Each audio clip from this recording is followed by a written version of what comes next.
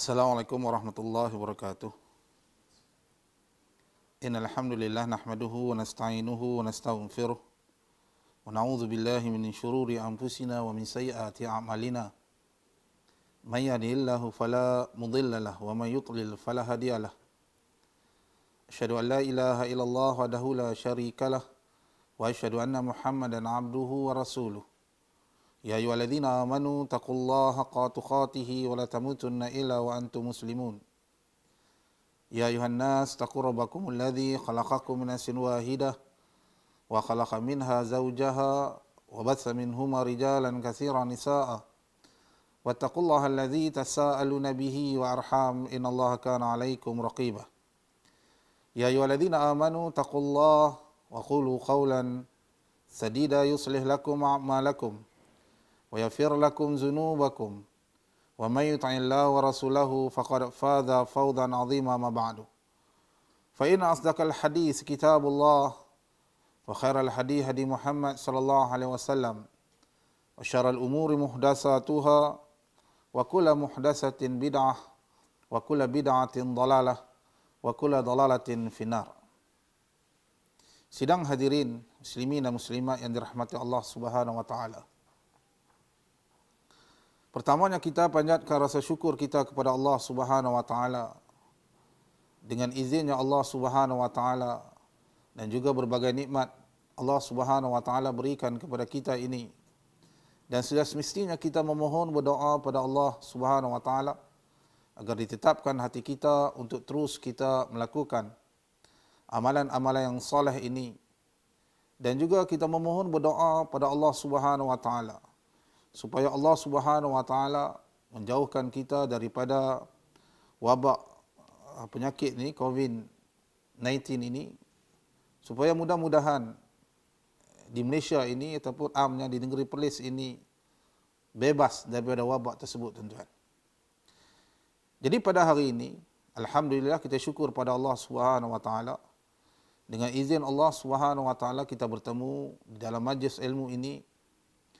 Mudah-mudahan majlis kita ini diberkati, dirahmati oleh Allah Subhanahu wa taala, yang mana di dalam hadis Nabi Muhammad sallallahu alaihi wasallam menyebut, kata Nabi di dalam Sahih Muslim daripada Abu Hurairah radhiyallahu an, kata Nabi, man salaka tariqan yatalmisuhu fihi ilman sahalallahu bihi tariqal jannah.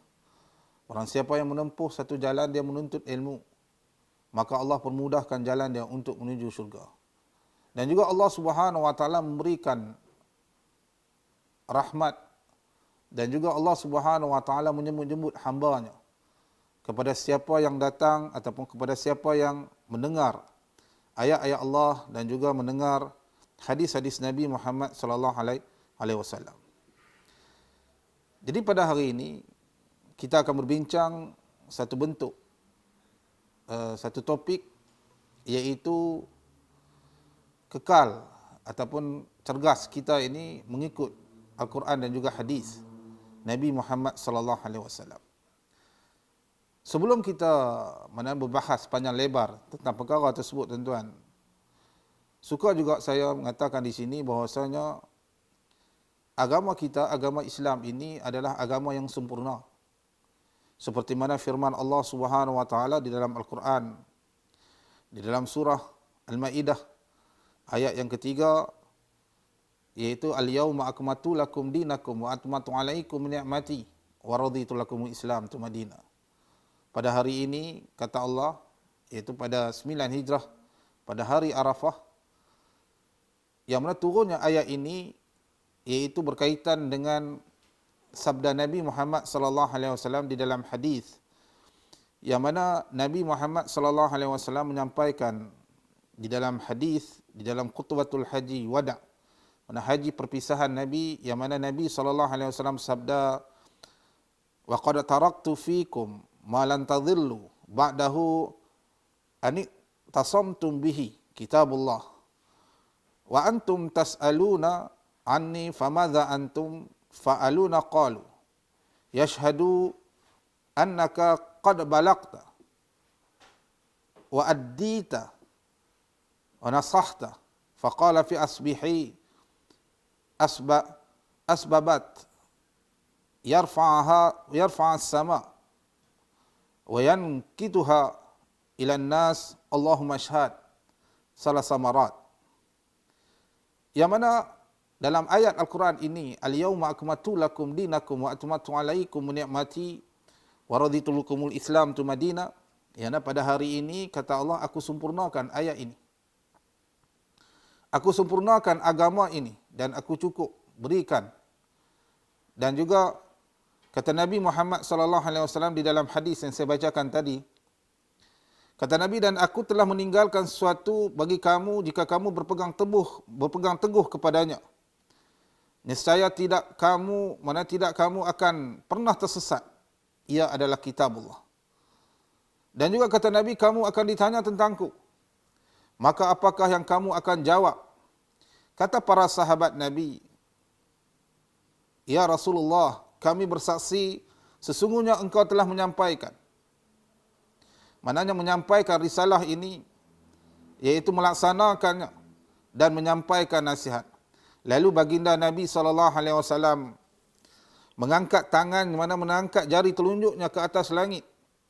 Lalu membalikkannya ke hadapan manusia. Ya Allah, Allahumma ashhad. Mana Allah bersaksikanlah. Allah bersaksikanlah. Allah bersaksikanlah. Maknanya Nabi Muhammad SAW menyebut dengan perkataan 3 kali yang mana disaksikan oleh para sahabat Nabi, bahwasanya agama kita ni agama yang sempurna. Dalam riwayat yang saya bagi tahu kepada tuan-tuan, adalah riwayat dalam Sahih Muslim ini yang mana Nabi dan para sahabat menjadi saksi, dan juga Allah turunkan ayat ini nak menyatakan kepada kita bahwasanya agama Islam kita ini sempurna. Maknanya apa yang diajar, apa yang diturunkan oleh Allah Subhanahu wa taala kepada Nabi kita Muhammad sallallahu alaihi wasallam, dan Nabi menyampaikan dengan sempurna, perfect. Tidak ada cacat celanya. Sebab itu kata di dalam Sahih Al-Bukhari, seorang tabi'in yang bernama Muhammad bin Shihab Az-Zuhri, dia berkata, minallahi rasilah, minallah ar-rasalah, wa ala Rasulullah sallallahu alaihi wasallam balagh, wa alaina taslim. Maknanya daripada Allah datangnya risalah ini, agama ini, yakni Islam. Nabi SAW menyampaikan, dan umat dia, iaitu kewajipan kita sebagai umat Nabi Muhammad SAW adalah menerimanya. Jadi dalam hadis ini yang saya bacakan kepada tuan-tuan, supaya kita mengambil berat tentang agama ini, kerana agama ini agama yang sempurna. Tidak ada cacat celanya, tuan-tuan. Dan juga Nabi Muhammad SAW menyebut di dalam hadis yang diriwayatkan dalam Sahih Muslim, yaitu daripada Abu Hurairah radhiyallahu anhu, kata Nabi, demi Rabb yang jiwa Muhammad berada di tangannya, tidak seorang pun dari umat manusia, baik Yahudi maupun Nasrani, yang mendengar aku diutus lalu mati dalam keadaan tidak beriman risalah karenanya aku diutus, kecuali dia termasuk penghuni neraka. Jadi tuan-tuan, apa maksud saya sebut di sini? Maknanya di sini agama kita tidak sempurna. Bila sempurna, datangnya Nabi Muhammad sallallahu alaihi wasallam yang disebut di banyak ayat-ayat Al-Quran menyampaikan dengan sempurna. Seperti mana dalam Al-Quran disebut dalam surah Al-Baqarah, dalam surah Ali Imran ayat 164. A'udzubillahi minasyaitonirrajim. Laqad mana Allahu 'alal mu'minin idz ba'atsa fihim rasulan min anfusihim yatlu 'alaihim ayatihi wa yuzakkihim wa yu'allimuhumul kitaba wal hikmah wa in kanu qablu lafi dhalalin mubin. Yang mana Allah Subhanahu wa taala memberikan kurnia yang besar kepada Nabi kita Muhammad sallallahu alaihi wasallam, yaitu kepada umat dia, umat Nabi Muhammad sallallahu alaihi wasallam, kerana diutusnya seorang rasul yang mana kerja rasul wa yuzakkihim, menyucikan jiwa-jiwa, wa yu'allimuhumul kitab, dan mengajar Alkitab iaitu Al-Quran, dan juga wa yu'allimuhumul kitab wal hikmah. Kalau tuan-tuan baca dalam Al-Quran menjumpa ayat sambungan dua ayat ini, wa yu'allimuhumul kitab wal hikmah, tafsiran seorang sahabat Nabi yang bernama Ibnu Abbas radhiyallahu anhu, hikmah di situ adalah as-sunnah. Jadi tuan-tuan, apa yang ditunjukkan oleh Nabi kita Muhammad sallallahu alaihi wasallam berdasarkan daripada hadis-hadis Nabi Muhammad sallallahu alaihi wasallam ini, sepatutnya kita sebagai orang Islam mempelajari dan beramal berdasarkan ayat-ayat Allah dan juga berdasarkan daripada hadis-hadis Nabi Muhammad sallallahu alaihi wasallam. Dan juga Nabi Muhammad sallallahu alaihi wasallam menyebut di dalam hadis, iaitu kata Nabi Muhammad sallallahu alaihi wasallam, man ahya sunnati man ahya sunnah min sunnati fa'ala biha an-nas kana lahu misla ajr min amali biha la yanqudhu min ajurihim syai'. Kata Nabi Muhammad sallallahu alaihi wasallam, siapa saja yang menghidupkan sunnahku, lalu sunnah yang dihidupkan itu diamalkan oleh orang lain, maka dia akan mendapatkan pahala seperti pahala orang yang mengamalkannya, tanpa dikurangi sedikit pun dari pahala mereka. Kata seorang ulama, iaitu yang bernama Syekh Muhammad Saleh Al-Utsaimin rahimahullahu ta'ala, berkata dalam kitabnya Babul Maftuh, ketika sunnah semakin ditinggalkan, maka mengamalkannya menjadi lebih utama dengan tujuan untuk mendapatkan keutamaan amal sekaligus dan juga menyebarkan kepada manusia.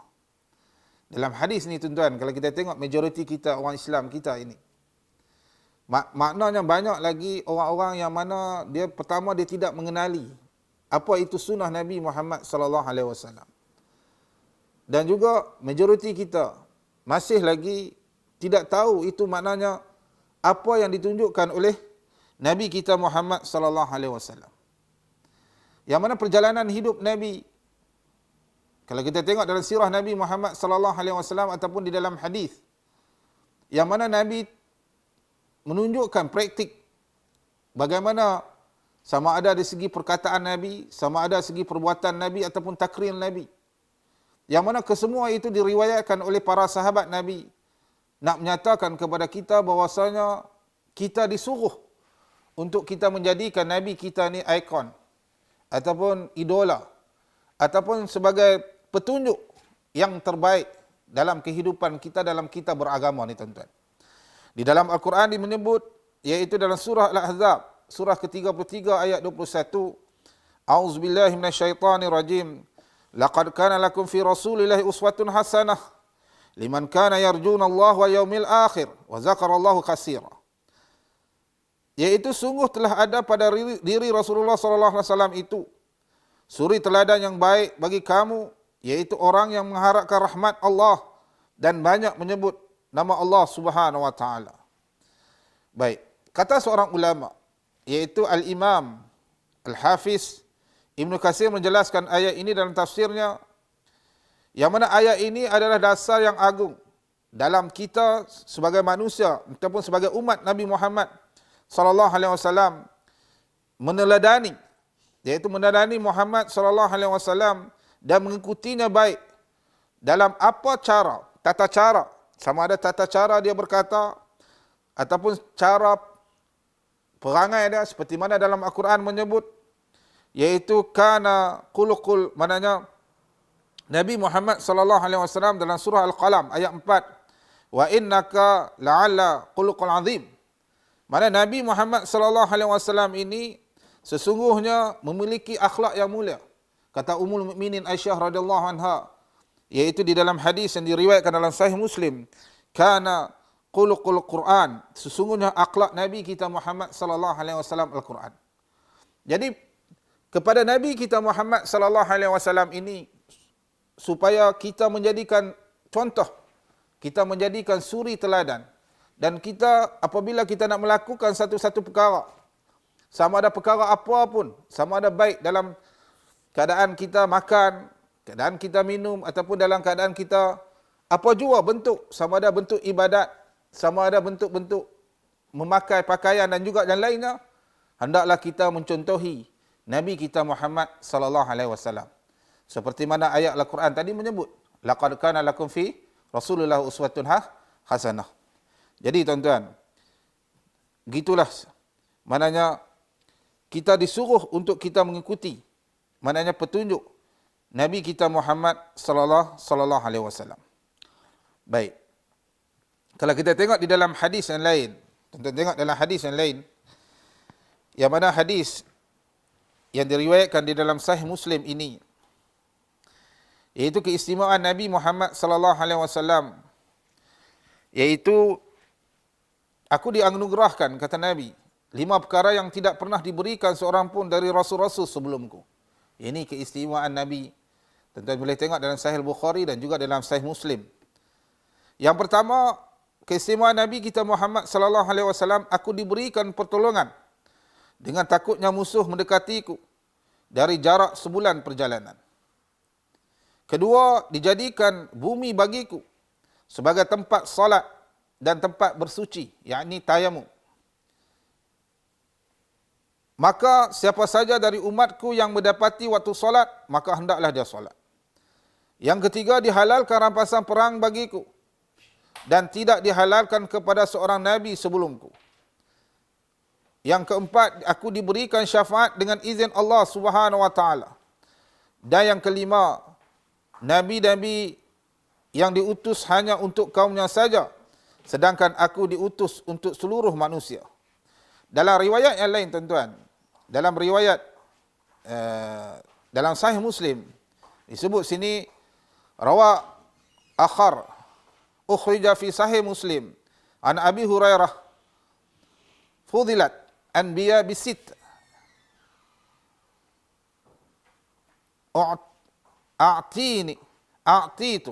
u'titu jawami'u kalim. Okey, riwayat ini dalam Sahih Muslim ada penambahan, ya, iaitu aku diberikan, kata Nabi, jawami'ul kalim.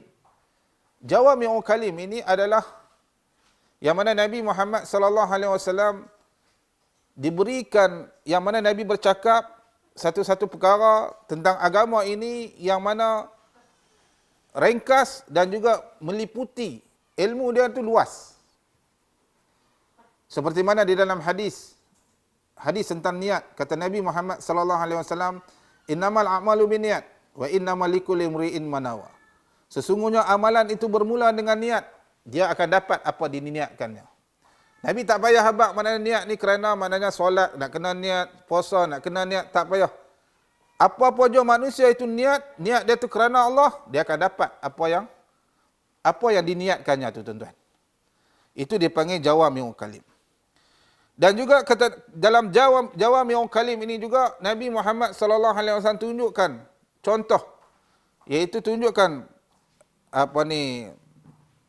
perbuatan dia tentang satu-satu perkara ini, dia melebihi, maknanya mujizat yang Allah berikan kepada dia ini adalah merangkumi sampai kepada kita tahu bahwasanya perkataan yang Nabi sebut itu adalah mukjizat. Hatta perkataan yang disebutkan sampai sekarang ni terjadi. Contohnya, yang mana Nabi menyebut, "Mayangis minkum ba'di fasarah tilafan kasira." Sungguh apabila kematianku ini, kata Nabi, kamu akan lihat persisihan cukup banyak. Nampak? Jadi kalau kita tengok di dunia ni, orang bersisih tentang agama ni cukup banyak. Tetapi Nabi bagi resolusi jalan dia untuk orang itu selamat di dunia dan juga selamat di akhirat. Itu alaikum bisunnati, berpegang kepada sunnahku ini, tuan-tuan. Iaitu Nabi Muhammad sallallahu alaihi wasallam yang mana diberikan jawami'ul kalim, kata-kata yang mana ringkas dan meliputi keadaan dia, meliputi seterusnya sampai hari kiamat. Perkara tersebut, ini mukjizat yang Allah Subhanahu wa taala berikan kepada Nabi kita Muhammad sallallahu alaihi wasallam. Dan juga apa jua yang Nabi buat, kalau kita tengok di dalam hadis-hadis Nabi Muhammad sallallahu alaihi wasallam, iaitu dia memberikan gambaran kepada kita bahwasanya Nabi Muhammad sallallahu alaihi wasallam ni, ke dalam kehidupan dia ni, kehidupan yang memberikan kesihatan yang baik kepada manusia. Kalau kita baca hadis-hadis Nabi Muhammad sallallahu alaihi wasallam, kalau tuan-tuan baca dalam hadis-hadis Nabi, wallahu alam, setakat yang saya tahu ada 2 kali saja yang Nabi Muhammad sallallahu alaihi wasallam ni sakit. Satu ketika mana diracun oleh seorang Yahudi, ketika mana diberikan makan paha kambing. Dan yang kedua, ketika mana Nabi Muhammad sallallahu alaihi wasallam dekat-dekat nak meninggal. Dekat-dekat nak wafat tu. Baik. Jadi tuan-tuan, puan-puan, hadirin hadirat yang dirahmati Allah Subhanahu wa taala, jadi apabila kita belajar, jika kita mengikuti petunjuk Nabi Muhammad sallallahu alaihi wasallam ini, yang mana dia akan memberikan input kepada kita, yang mana kita beramal berdasarkan daripada petunjuk Nabi dan juga memberikan kesihatan yang baik kepada kita. Seperti mana Nabi Muhammad sallallahu alaihi wasallam tunjuk contoh minum, adab untuk kita minum. Dia tidak bernafas, mana tidak bernafas di dalam air. Itu dari segi sudut kesihatan. Dan juga Nabi Muhammad sallallahu alaihi wasallam disebut di dalam hadis yang mana ketika mana dia makan, dia memulakan dengan tangan kanan ataupun dia membasuh tangan. Memulakan dengan tangan kanan. Itu juga menunjukkan kepada kesihatan.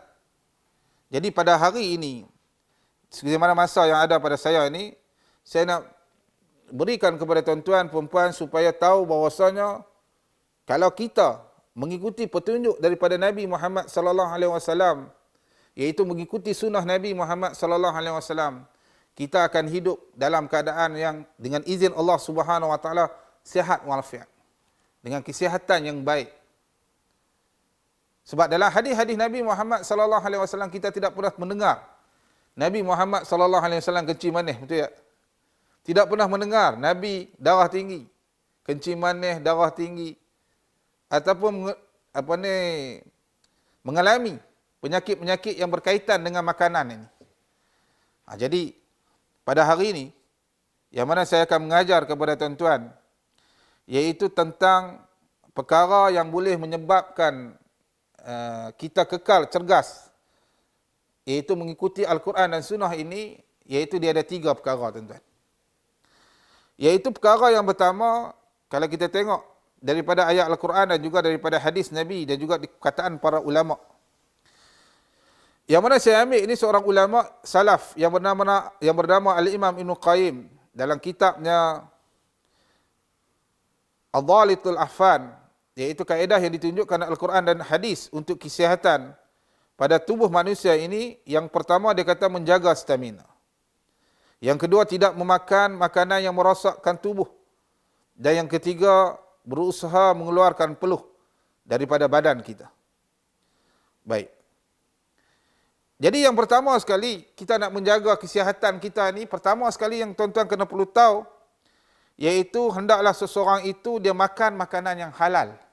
Itu yang pertama. Sebab kalau kita tengok, ataupun kalau kita balik kepada para doktor-doktor, mereka mengatakan bahawasanya sakit seseorang itu dia akan bermula dengan makanan. Jadi pertama sekali kita sebagai orang Islam, kita hendaklah memakan makanan yang halal. Seperti mana ayat Al-Quran menyebut di dalam surah Al-Baqarah ayat 172. Ya ayyuhalladzina amanu kulu min thayyibati ma razaqnakum. Wahai manusia, kamu semua makanlah daripada thayyibat. Mana makanlah daripada makanan-makanan yang baik apa yang telah kami rezekikan kepada kamu semua. Dan juga di dalam hadis Nabi Muhammad sallallahu alaihi wasallam, ya ayuhan nas annallahu thayyibun la yuqbala illa thayyib wa anna Allah amara al-mu'minin biha amara bihi mursalin faqala ya ayuhar rasul kulu minat thayyibat wa'malu salihan inni bima ta'lamun alim. Baik. Kata Nabi Muhammad sallallahu alaihi wasallam, wahai manusia, sesungguhnya Allah itu maha baik dan Allah tidak menerima kecuali yang baik. Dan bahwasanya Allah Subhanahu wa taala telah memerintah orang-orang yang beriman dengannya dan juga memerintah para rasul, yaitu ya ayuhar rasul, wahai wahai rasul-rasul, kamu semua makanlah daripada makanan yang baik dan beramal saleh. Ini sesungguhnya aku dengan apa yang maha mengetahui tentang perkara tersebut, tuan-tuan. Jadi yang pertama sekali di dalam Islam, kita nak menjadikan kita ni kesihatan yang baik, tubuh badan yang baik, Iaitu yang pertama sekali, hendaklah kita memakan makanan yang halal. Berdasarkan ayat Al-Quran dan juga berdasarkan daripada hadis Nabi Muhammad sallallahu alaihi wasallam. Baik. Yang kedua, iaitu kata para ulama berdasarkan ayat Al-Quran, iaitu kita janganlah makan yang berlebihan. Janganlah makan kita ni yang berlebihan berdasarkan ayat Al-Quran. Wa kulu washrabu wala tuchrifu. Dan kamu semua makanlah dan minumlah dan jangan berlebih-lebihan. Dalil daripada hadis Nabi Muhammad sallallahu alaihi wasallam, dalil daripada hadis Nabi yang diriwayatkan oleh Imam At-Tirmizi, tidaklah anak Adam memenuhi bekas buruk daripada perutnya, cukuplah bagi anak Adam beberapa suap saja untuk menegakkan tulang punggungnya. Tapi dia makan, maknanya kalau dia makan, hendaklah dia makan 1/3. Maknanya daripada makanannya dan minumannya 1/3 dan juga 1/3 lagi dengan nafasnya. Yang diriwayatkan oleh Al-Imam At-Tirmizi, yang mana kata Al-Imam At-Tirmizi hadis ni hasan sahih. Yang ini Islam mengajar kepada kita tentang perkara tersebut, tuan-tuan. Baik. Dan juga bukan setakat makanan yang halal yang disebut oleh para ulama tentang perkara tersebut untuk kita berikan kesihatan yang baik, iaitu halalan thayyiban. Mana makanan yang halal dan baik. Yang baik ini kata para ulama mufassirin, iaitu yang mendatangkan barakah. Iaitu barakah ini membawa masuk khairum ya'ti bi khairin. Iaitu sesuatu kebaikan dengan kebaikan yang lain. Maknanya makanan yang baik ataupun makanan yang baik dan halal memberikan kesihatan yang baik dan jiwa yang bersih, dan hidup kita diberi rahmat Allah Subhanahu wa taala, tuan-tuan. Jadi yang pertama dari segi makanan, untuk kita dapat kesihatan yang baik, yang pertama hendaklah kita makan makanan yang halal. Pertama. Kedua, iaitu jangan kita makan melampaui batas. Dan makanan yang halal itu adalah makanan yang baik. Makanan yang baik dari segi kesihatan kita. Kita tak boleh makanan-makanan yang qaba'ith, makanan-makanan yang buruk, yang tidak baik kepada kesihatan kita, itu dilarang di dalam agama kita, tuan-tuan. Baik. Dan yang kedua, iaitu kata para ulama, hendaklah seseorang itu apabila dia makan, dah hendaklah dia seperti mana di dalam hadis-hadis Nabi Muhammad sallallahu alaihi wasallam, hendaklah dia bersenam ataupun dia bersukan. Ketika mana di dalam hadis yang diriwayatkan dalam Abu Daud dan juga riwayat daripada Imam At-Tirmizi, kata Nabi, ajarlah anak kamu ini berenang ataupun menunggang kuda ataupun memanah. Maknanya Nabi Muhammad sallallahu alaihi wasallam memerintahkan umat dia ni untuk bersenam. Maknanya bersukan yang boleh mengeluarkan peluh. Hatta kalau kita sekarang ni kita berada dalam kuarantin di rumah pun kita boleh mengeluarkan peluh. Kita buat perkara-perkara yang mana dari segi sudut kesihatan kita renggangkan kaki kita, dan juga kita boleh berlari di kawasan rumah kita itu supaya berikan maknanya peluh keluar daripada badan kita itu, supaya kita memberikan maknanya kepada tubuh badan kita ni kesihatan yang baik. Jadi kena bersenam. Pertama makanan, iaitu yang kedua hendaklah seseorang itu dia bersenam. Dia bersenam maknanya dalam seminggu, contoh dia seminggu ni maknanya dia ambil dalam masa selang sehari ke, ataupun dalam sehari itu 30 minit ke, ataupun lebih lagi kalau sejam ke. Membiarkan maknanya tubuh badan ini berpeluh, mengeluarkan peluh.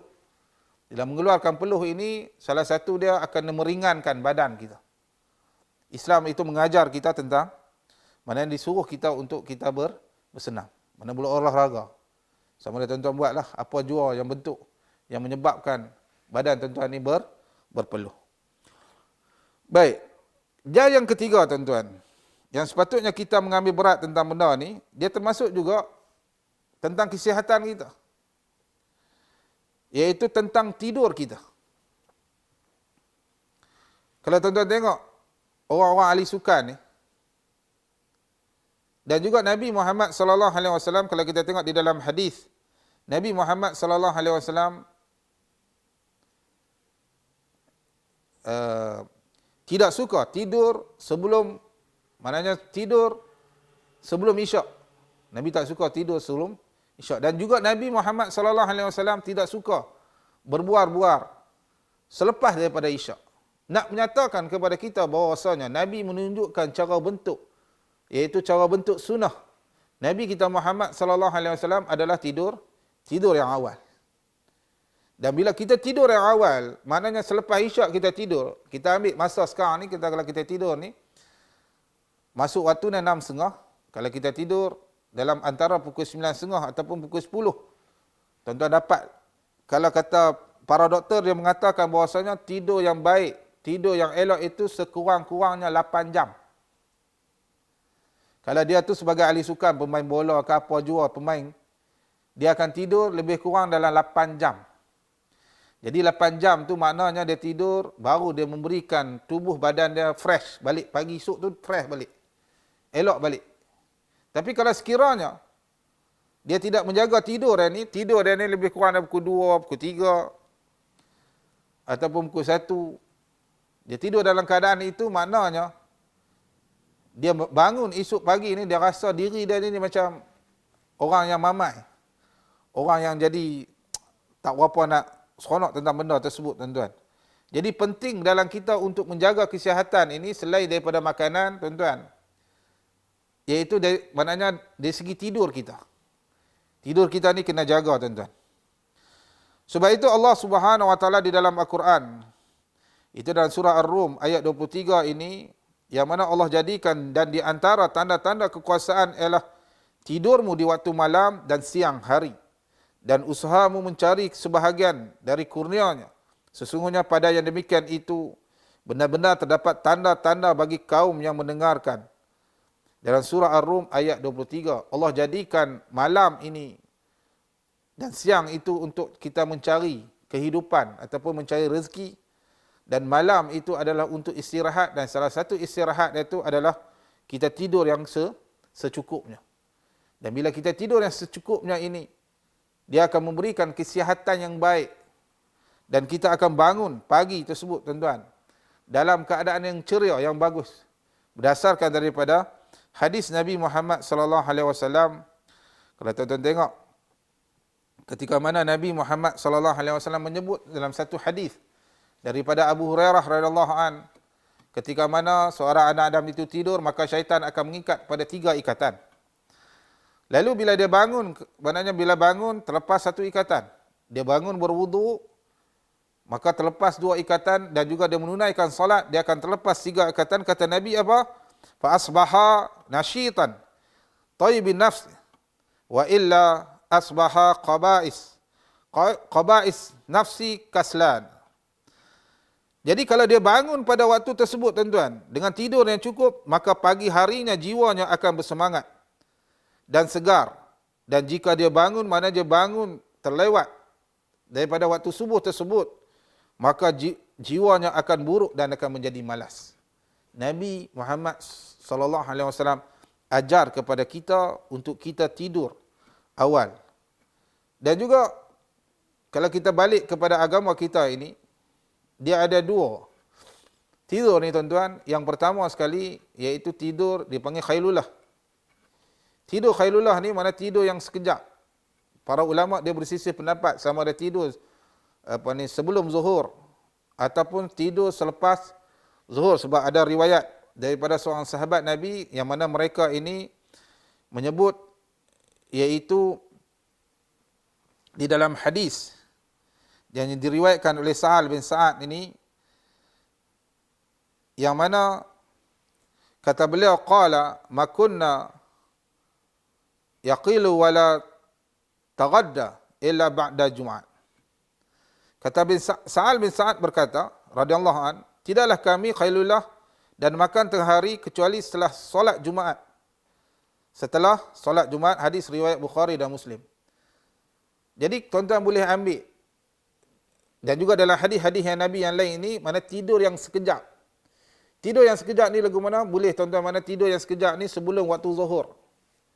Sekurang-kurangnya tuan-tuan boleh tidur dalam keadaan yang macam 20 minit ataupun setengah jam.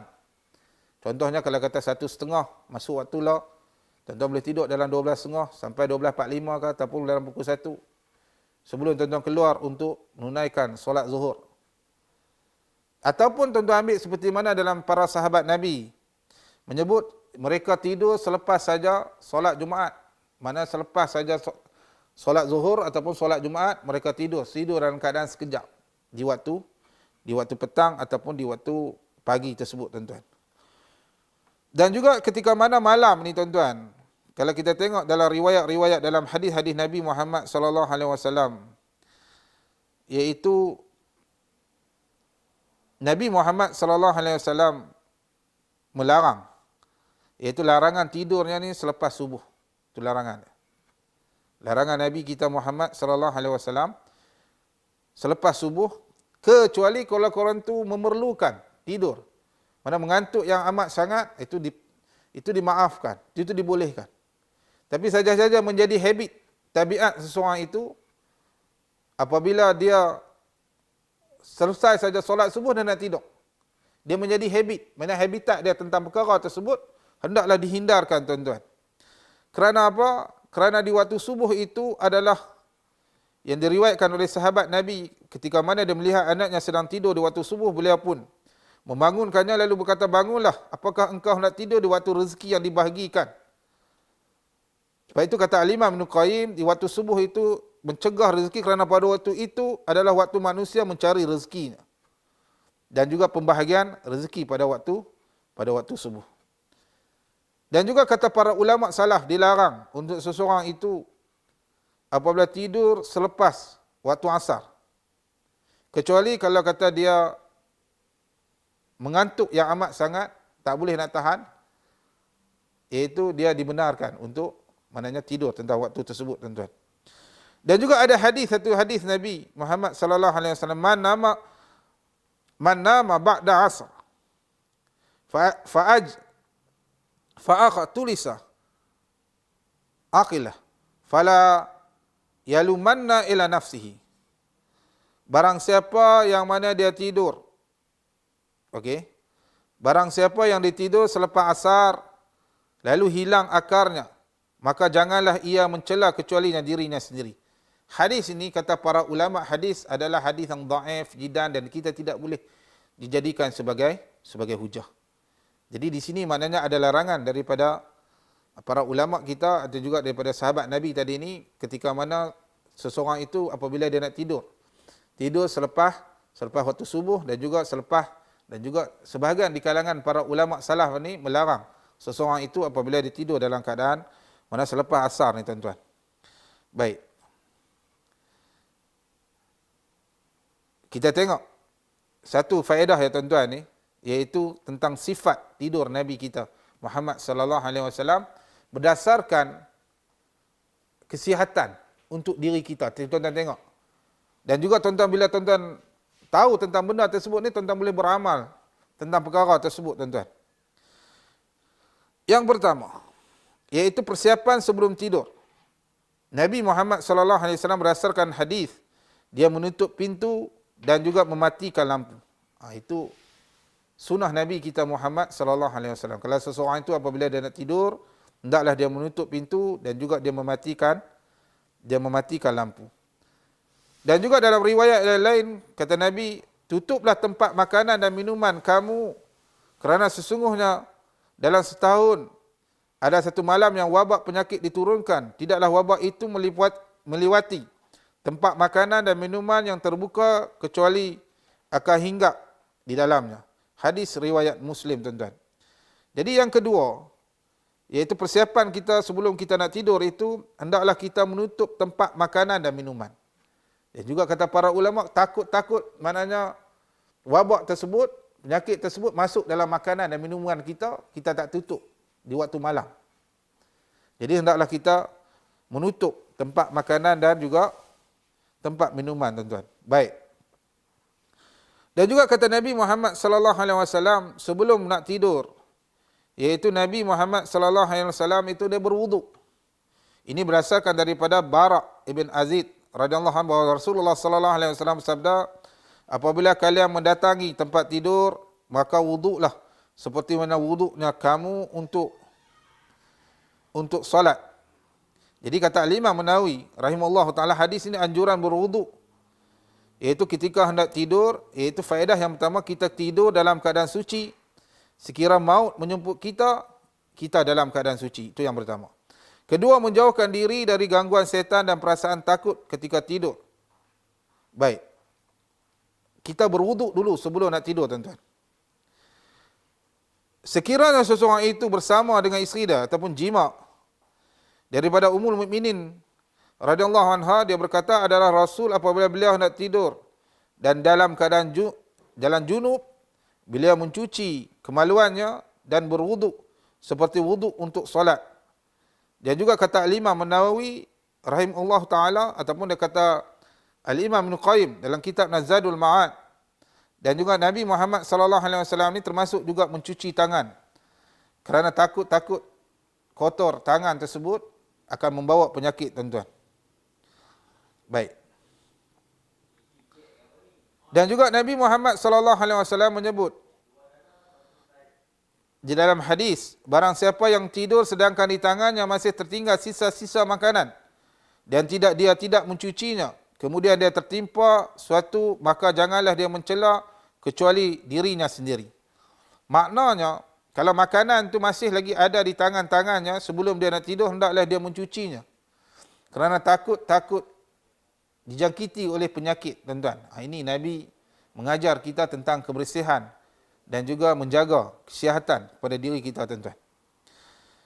Dan juga yang keempat, iaitu kita melakukan solat witir sebelum tidur. Dari Abu Hurairah radhiyallahu anhu, kekasihku Rasulullah sallallahu alaihi wasallam mewasiatkan kepadaku 3 perkara. Aku puasa 3 hari setiap bulan. Solat duha 2 rakaat dan juga solat witir sebelum tidur. Ini adalah hadis dalam Sahih Bukhari dan Muslim. Baik. Ketika mana kita masuk ke dalam bilik untuk tidur, ada adab untuk kita tidur ini. Yang pertama sekali, iaitu kita mengangkat cadar dan juga kita menyapu. Dari Abu Hurairah radhiyallahu anhu, dia berkata, Rasulullah sallallahu alaihi wasallam sabda, apabila salah seorang daripada kalian hendak tidur, maka mengibaskannya lah tempat tidur dengan hujung sarungnya, kerana sesungguhnya ia tidak tahu apa yang akan menimpa padanya.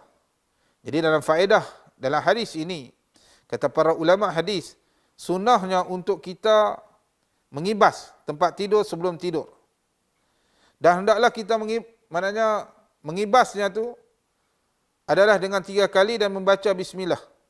Dan yang kedua, iaitu menjaga aurat tempat tidur. Seperti mana kata Imam Ahmad bin Hanbal rahimahullahu ta'ala, makan dan tidur menurut kami adalah 2 aurat yang harus dijaga. Dan yang ketiga, apabila kita tidur, tuan-tuan, kata Nabi Muhammad sallallahu alaihi wasallam, iza ataita madja'aka fatawadda'a wudu'aka salati summa taji' ala syaqqaka aiman. Okey, apabila kalian hendak mendatangi tempat tidur, maka berwuduklah seperti mana wuduk kalian untuk solat. Kemudian berbaringlah ke sisi kanan. Mana baring dia tu di sebelah kanan. Kata Huzaifah ibn Yaman radhiyallahu anhu berkata, adalah Nabi sallallahu alaihi wasallam apabila tidurnya, beliau meletakkan tangannya di bawah pipinya. Dan juga berkata Al-Imam Ibn Qayyim dan juga Al-Imam Ibn Jauzi, keadaan tidur seperti ini, kata para ulama, kata para doktor, merupakan keadaan yang paling baik bagi tubuh. Jadi tuan-tuan, apabila kita nak tidur, salah satu sunnah Nabi kita Muhammad sallallahu alaihi wasallam, kita biasakan kita tidur di sebelah yang kanan. Dan tangan kita ni meletak di mana pipi di sebelah kanan kita. Dan kita tidur lagu ni memberikan kesihatan yang baik. Ini kata para doktor dan juga kata para ulama seperti mana Al-Imam Ibn Jauzi rahimahullahu ta'ala, tuan-tuan. Baik, dan yang akhir sekali, tuan-tuan, iaitu sebelum kita tidur, hendaklah kita membaca doa-doa, mana doa-doa sebelum tidur ini, yang sabit daripada hadis-hadis Nabi Muhammad sallallahu alaihi wasallam. Baik.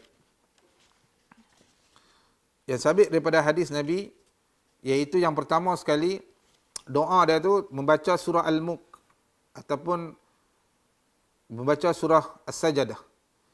Kata Nabi, tidaklah Rasulullah sallallahu alaihi wasallam tidur melainkan membaca terlebih dahulu surah Alif Lam Mim Tanzil, iaitu surah As-Sajdah, juga Tabarakalladzi biyadihil mulk. Itu cara Nabi Muhammad sallallahu alaihi wasallam sebelum tidur dia membaca. Dan juga membaca doa sebelum tidur. Bismikallahumma amutu wa ahya.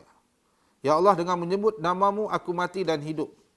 Dan juga dalam riwayat-riwayat yang lain yang mana Nabi Muhammad sallallahu alaihi wasallam membaca ayatul kursi. Tuan-tuan boleh mana berasi kan. Sama ada tuan-tuan baca surah Sejadah, surah Al-Mulk. Untuk hari ini, esoknya tuan-tuan nak tidur, sebelum tidur tuan-tuan baca ayatul kursi, di mana ayat surah Al-Baqarah ayat 255, dan juga membaca surah Al-Ikhlas, surah Al-Falaq dan juga surah An-Nas, dan ditiup. Mana tiup di telapak tangan, lalu baca surah tersebut, kemudian mengusap kedua telapak tangan ke bahagian tubuh yang dapat dijangkau oleh dengannya. Yang dimulai daripada kepala, wajah dan tubuh. Dan Nabi Muhammad sallallahu alaihi wasallam melakukannya sebanyak 3 kali. Dan juga membaca 2 ayat yang terakhir dari surah Al-Baqarah. Itu ditunjukkan daripada hadis-hadis Nabi Muhammad sallallahu alaihi wasallam. Dan akhir sekali itu membaca doa, iaitu Allahumma aslamtu nafsi ilaika wa wadtu amri ilaika wa alja'tu dhahri ilaika rahbatan wa ra'batan ilaika la malja'a wa la manja minka illa ilaika amantu bi kitabika alladhi anzalta wa bi nabiyyika alladhi arsalta fa in mutta 'alal fitrah faj'alhunna akhira ma taqul. Ya Allah, aku berserah diri kepadamu. Aku serahkan segala urusanku kepadamu. Aku sandarkanlah punggungku kepadamu kerana mengharapkan dan takut kepadamu. Tidak ada tempat bersandar dan tempat menyelamatkan kecuali kepadamu. Ya Allah, aku beriman kepada kitabmu yang telah engkau turunkan, juga kepada nabimu yang telah engkau utus. Itu sabit tuan-tuan daripada hadis-hadis Nabi Muhammad sallallahu alaihi wasallam. Jadi kalau tuan-tuan baca doa ini, dia ada faedah dari sini dalam riwayat dalam Sahih Bukhari dan Muslim, iaitu apabila engkau meninggal pada malam harinya, sungguhnya engkau meninggal dalam keadaan fitrah, kerana dijadikan doa tersebut akhir yang engkau ucapkan. Itu kelebihan berdasarkan daripada hadis-hadis Nabi Muhammad sallallahu alaihi wasallam, doa-doa sabit daripada Nabi kita Muhammad sallallahu alaihi wasallam, dan juga tentang tidurnya Nabi kita Muhammad sallallahu alaihi wasallam. Dan juga saya menasihati diri saya dan juga nasihati diri tuan-tuan dan puan-puan, hendaklah kita ini sebagai manusia, yang mana manusia beragama Islam ini adalah mengikuti petunjuk daripada Nabi kita Muhammad sallallahu alaihi wasallam. Dan kita kena terus belajar dan terus belajar supaya kita dikatakan umat Nabi Muhammad, dikatakan pengikut Nabi Muhammad. Hendaklah kita mengikuti Nabi kita Muhammad sallallahu alaihi wasallam. Dan bila kita mengikuti petunjuk daripada Nabi kita, kelebihan dia, faedah dia, yang disebut di dalam Al-Quran dalam surah Ali Imran ayat 31, iaitu a'udzubillahi minasyaitonirrajim, qul in kuntum tuhibbunallaha fattabi'uni wa yabikumullahu wa yaghfir lakum dzunubakum wallahu ghafurur rahim. Katakanlah ya Muhammad, jika kamu mencintai Allah, fattabi'uni. Jika manusia ini mencintai Allah, maka ikutlah aku, kata Nabi. Mana ikut petunjuk daripada Nabi. Apa yang dia akan dapat? Yuhbihkumullah. Allah mencintai orang tersebut. Kalau dia mengikuti petunjuk Nabi, Allah mencintai dia. Wa yaghfir lakum, dan Allah mengampuni dosa-dosanya. Allah akan, mananya Allah akan mencintai dia, dan juga Allah akan mengampuni diri dia, tuan-tuan.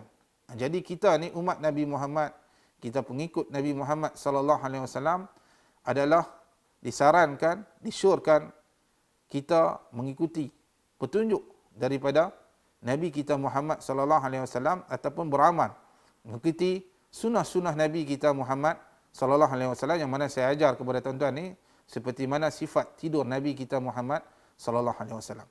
Sebab itu kalau kita nak kekalkan cergas di dalam Islam ini, dia ada 3 perkara tersebut. Yang pertama sekali, di segi makanan kita kena tengok, dan juga kita kena melakukan senaman untuk menjaga stamina kita, kesihatan kita, dan juga hendaklah kita tidur yang cukup.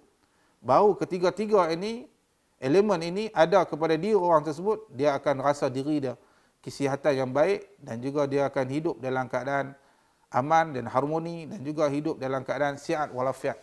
Itu diizinkan oleh Allah Subhanahu wa taala. Jadi saya rasakan cukup sekadar tu. Kita akan jumpa di hari lain pula, insya-Allah, mudah-mudahan. Jadi kita membaca dengan tasbih kifarah, subhanakallah wa bihamdi, asyhadu an la ilaha illa anta astaghfiruka wa atubu ilaik.